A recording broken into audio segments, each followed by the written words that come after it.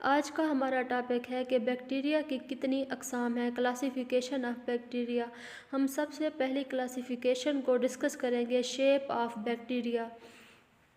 कुछ bacteria human cell से भी बड़े होते हैं। ये है हमारा पॉइंट नंबर 1।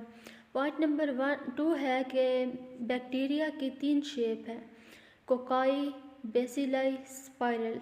कुछ बैक्टीरिया जो हैं वो पोलियोमॉर्फिक होते हैं।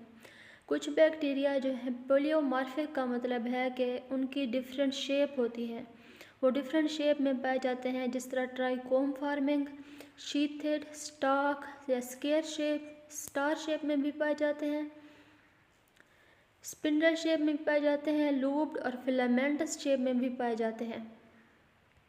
इसके बाद है हमारा सबसे पहली जो शेप है बैक्टीरिया की, वो है cocci bacteria.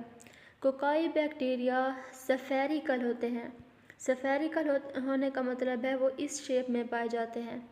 Cocci bacteria number 2 point है कि उनकी डिफरेंट अरेंजमेंट है, जिस तरह डिप्लोकोकस में डिवीजन एक प्लेन में होती है और कोकाई जो हैं वो इस तरह पेयर में पाए जाते हैं।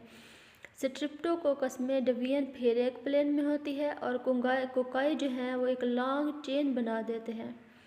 इसके बाद है कि टेट्राड में जो डिवीजन है वो 2 प्लेन में होती है, डिवीजन इस तरह होती है, और जो कोकाई हैं वो स्क्वायर ऑफ 4 में पाए जाते हैं। इसके बाद है सरसीना में जो डिवीजन है वो 3 प्लेन में पाई जाती है, 3 प्लेन में, और जो कोकाई हैं वो 8 के क्यूब में पाए जाते हैं। इसके बाद है स्टिफ्लोकोकस में जो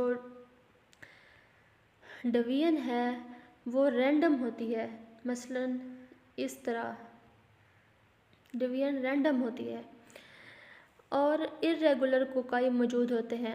डिप्लोकोकस नमोनिया और स्टिफ्लोकोकस एयूरियस इसकी एग्जाम्पल है। इसके बाद जो हमारा टॉपिक है वो है bacilli bacteria. Bacilli bacteria point number 1 है कि रॉड शेप के होते हैं, इस तरह के होते हैं। बेसिलाई बैक्टीरिया सिंगल सेल पर मुश्तमिल होते हैं।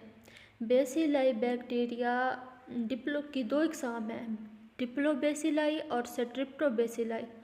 डिप्लोबेसिलाई में बेसिलाई पेयर में पाए जाते हैं, जबकि बेसिलाई की ऐसी टाइप है जिसमें बेसिलाई लॉन्ग चेन बना देते हैं, इस तरह एक लॉन्ग चेन बना देते हैं। एग्जाम्पल है एस्टेरियोकोली, सीडोमोनास, बेसिलस सेप्टिल्स। बेसिलाई की कुछ और भी शेप्स वगैरह हैं, जिस तरह कुछ बेसिलाई जो हैं स्पाइरली क्वाइल्ड होते हैं, जिस तरह विब्रो कार्व्ड या कोमा शेप में पाए जाते हैं, इस शेप में। स्पाइरिलम थिक और रिजिड स्पाइरल है, ये इस तरह पाया जाता है, लेकिन ये थिक होता है। और जो स्पाइरोकीट है, स्पाइरोकीट एक थिन फ्लेक्सिबल है। Today our lecture and hair.